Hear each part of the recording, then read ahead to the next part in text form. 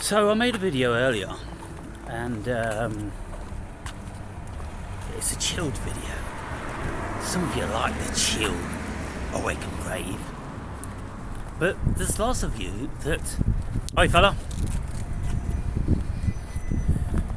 Who's on? There's lots of you that like the aggro, awake and brave. And so, you just take what you like and leave what you don't you? That's the thing to do. Don't be complaining about aggro, awake and brave. There's a time and a place for everything. Now this is important because the energy that I project is conducive to some people sometimes and other people other times. Now, if those of you are feeling agitated with the world and pissed off with people and the fact that you're a slave and you've not got all the things that you want and this, that and the other, then the supercilious side of the awake and brave would be appealing to you, because it would be a recognition of a similar sort of energy. It's kind of like, yeah, fucking tell them, awake and brave, you tell those fucking muppets, motherfuckers. And you'll have some sort of cathartic release from that. If you can't release it yourself, you see, lots of people, they can't release it themselves. They don't feel confident enough to do that, or maybe they don't consider it's fair to release their agitation upon family and friends and colleagues and that and the other. So they'll keep it kept up, and then of course it will start to cause neurosis at the end of the day. So you've got to let it out. And if you listen to people like me having a right good fucking rant, then that may serve you.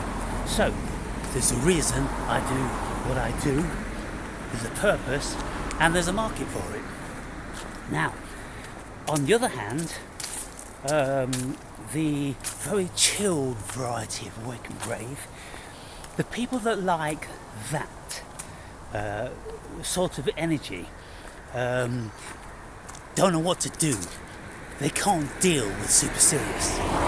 And so people, if they come onto my channel with a nice chilled energy, they'll think, oh, I like this guy's vibration. But then the next video they might get supercilious, and all of a sudden it's kind of like, it's kind of like, because frail people, they feel the impact, don't they? We're all empathic in some shape or form. And so if I'm having a right good rant, most people, they can't deal with that. They really don't like confrontation. They don't like anybody raising their voice or using profanity or things like that. And so they'll shy away from it. Now these people, in my estimation, are not whole people, obviously. They're not fully evolved.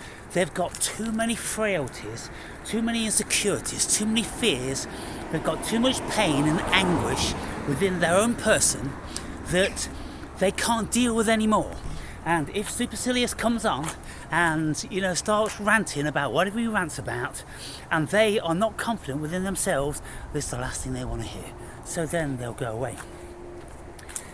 So having paved the way then for this little discourse, I made this video whilst I was out collecting shrooms, and I was really feeling it, and I'm always feeling it. I'm just always feeling it, and I'm always expressing the greatest of gratitude, of joy for life. And so I was doing that this morning in a quiet field, so I didn't need to raise my voice.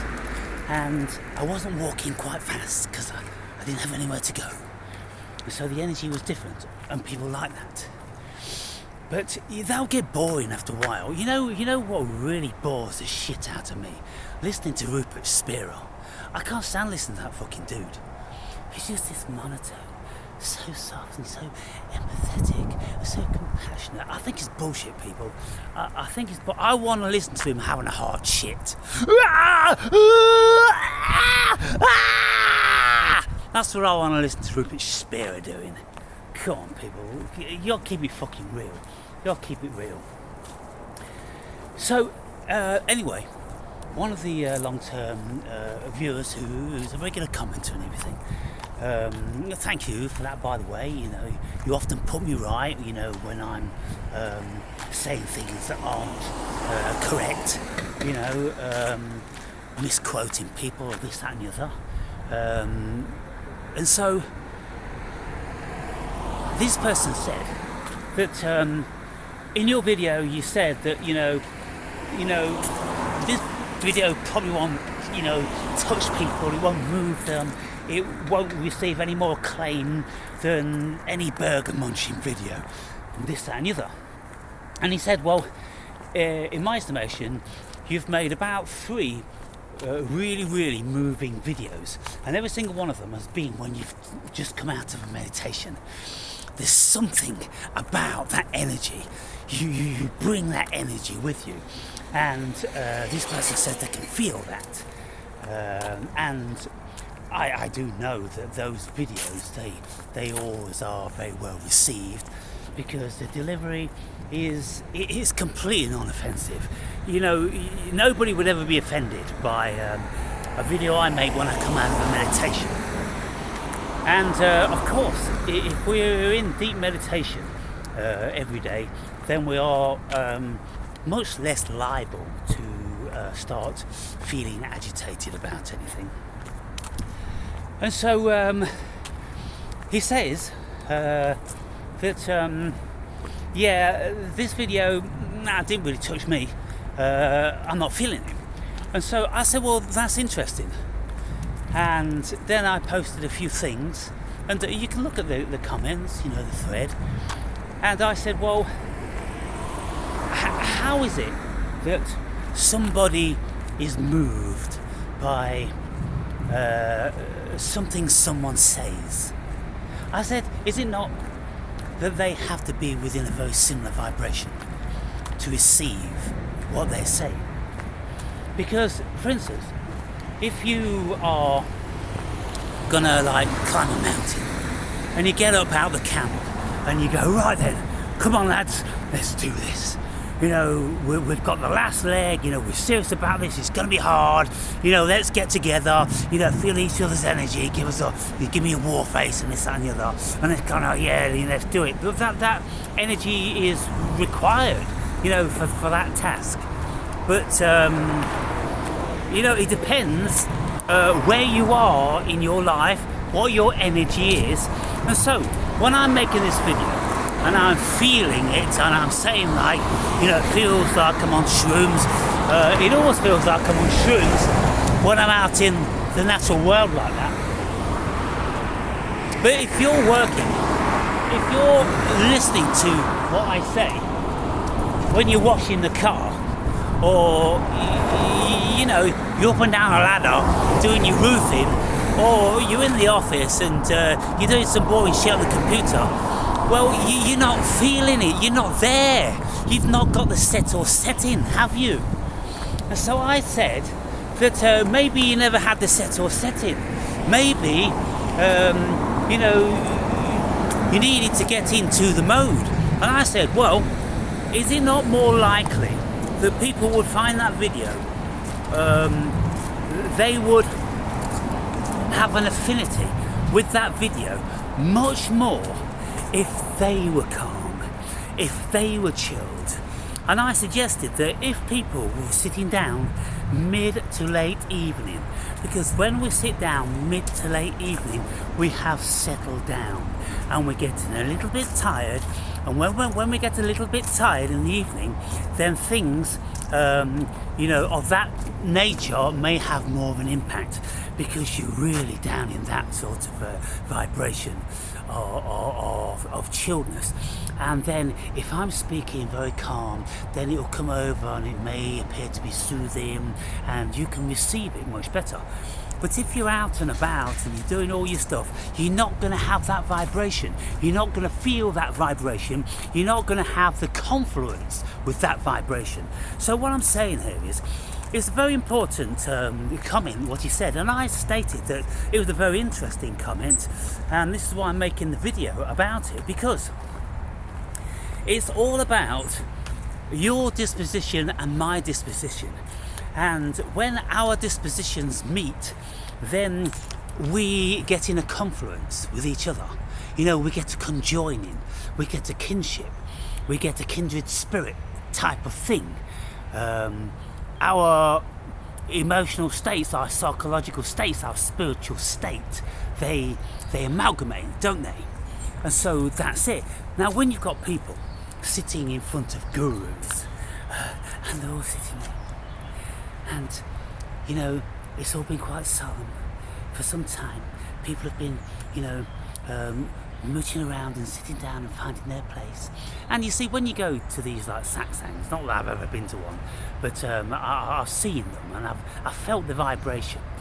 People that go there, it's kind of like they get into this fake sort of spiritual feeling, and they want to be nice to each other, and they want to be chilled, and maybe they want to wear beads and loose-fitting clothes, and you know, they sit cross-legged. Probably never sat cross-legged in their lives before, but when they go to the satsang, they'll sit cross-legged, and you know, they'll have this you know, kind, open, you know, loving face on them, and so they're sitting before the guru.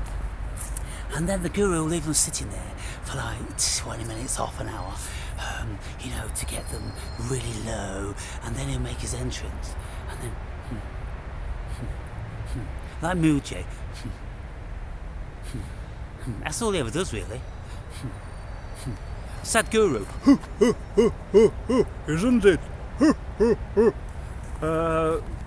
Another one. Are you bored? Do you want to watch a video? Oh, okay. Krishnamurti.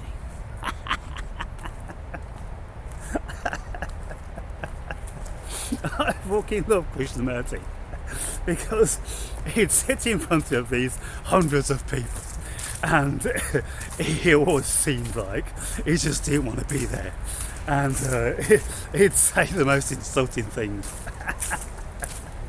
He'd just tell it the way it is. And when he couldn't get the appropriate response, then he'd ask them if they wanted to watch a video instead. Do you want to watch a video? Are you bored? Oh, never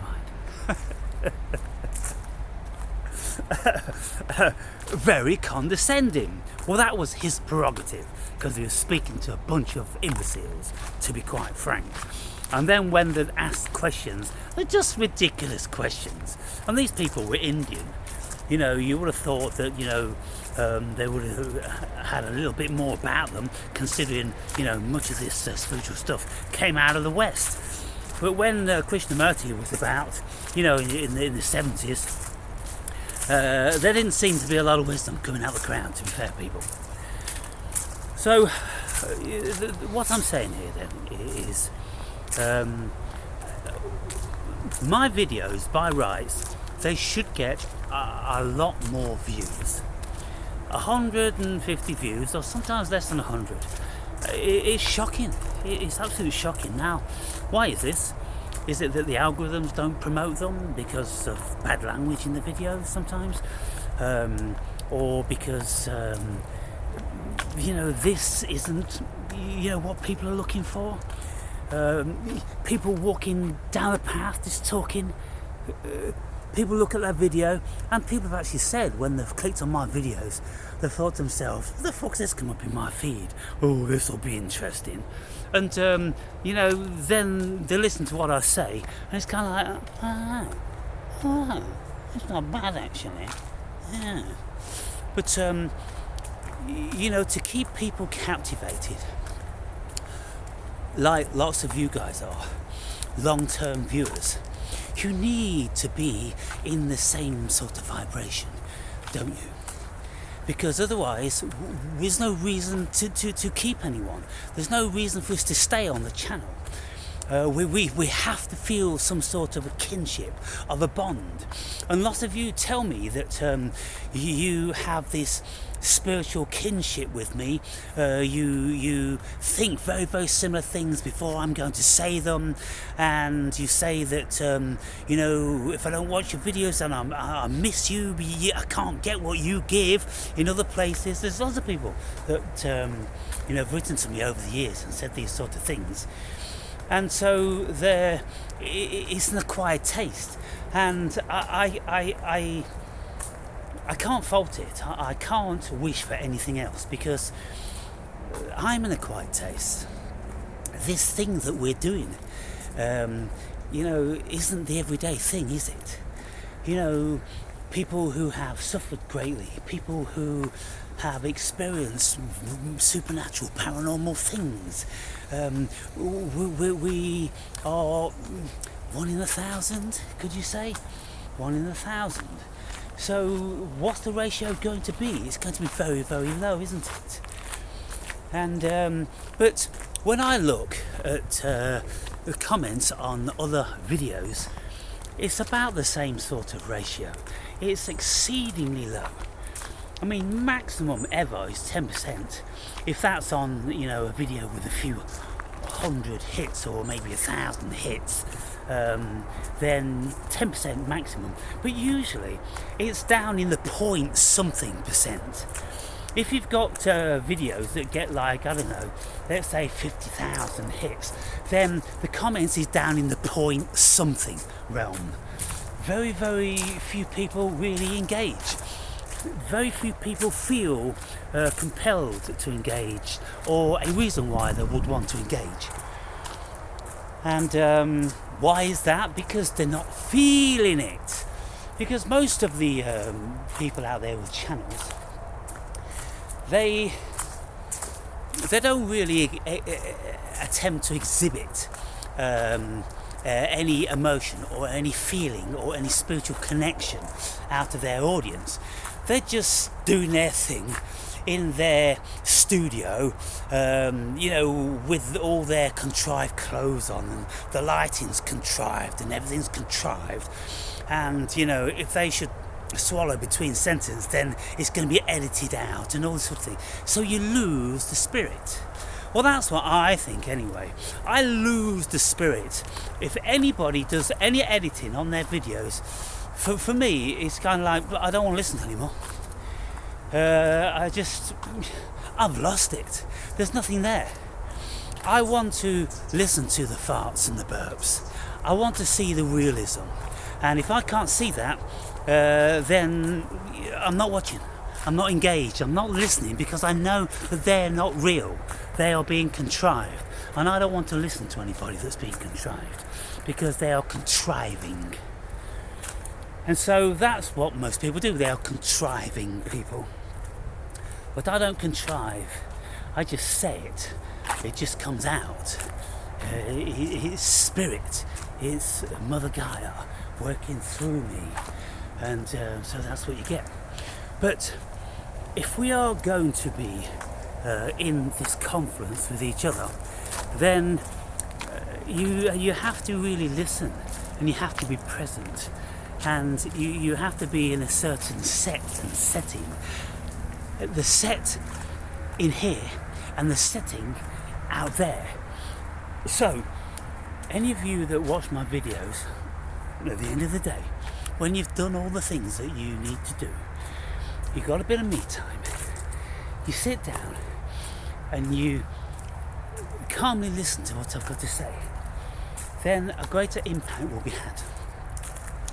But for those of you that are out and about and you're too impetuous to do that, you see a notification for an Awaken Brave video and you're on it. You've got your earbuds in, and you're going out, you're doing whatever you do all through the day. You're not getting impacted, people. And because there's so many other things going on in your mind, you're being distracted. And so you don't have the spiritual connection. You need the spiritual and emotional connection to the words. And if they're not there, they won't have the impact. You think that you've heard it all clear, and oh, that was all right, no, it wasn't bad, and this and the other. But if you had the spiritual connection, the emotional connection, the vibratory connection, then you'd receive the information much better. And so I used to say to people when they'd listen to my videos, and it was evident that they hadn't really listened to the videos, I'd say, you said you listened to the video. Yeah, I did listen to it.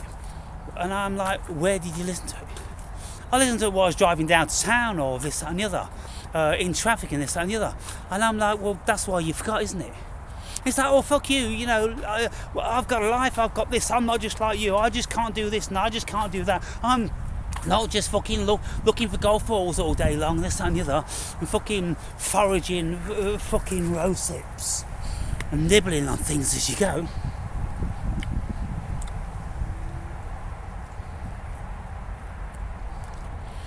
I can't just do that.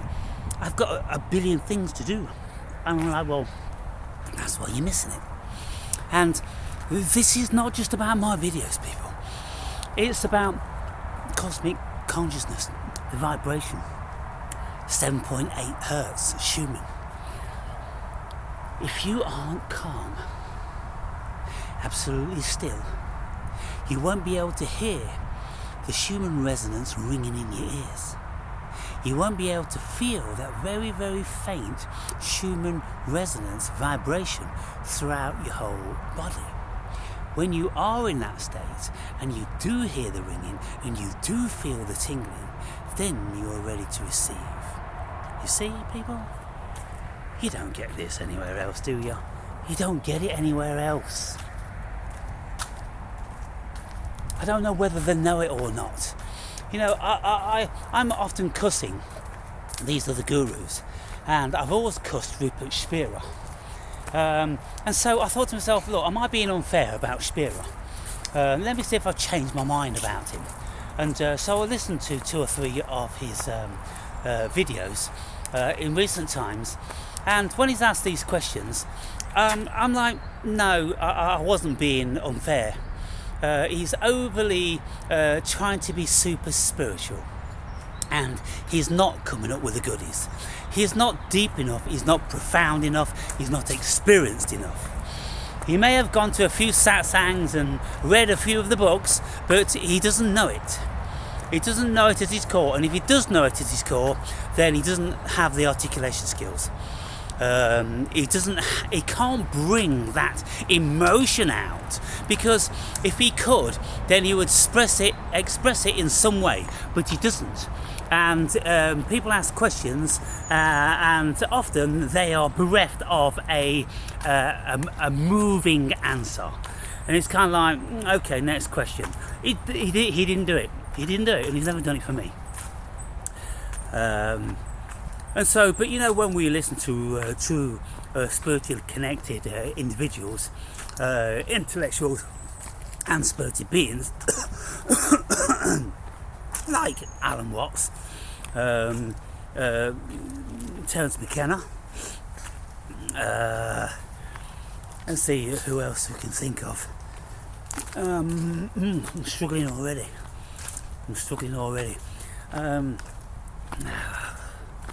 Okay, so Mooji knows where it's at. Mooji knows where, and doubtless Sadhguru knows where it's at. But they're too commercial. They've gone too commercial, and they don't want to offend anybody.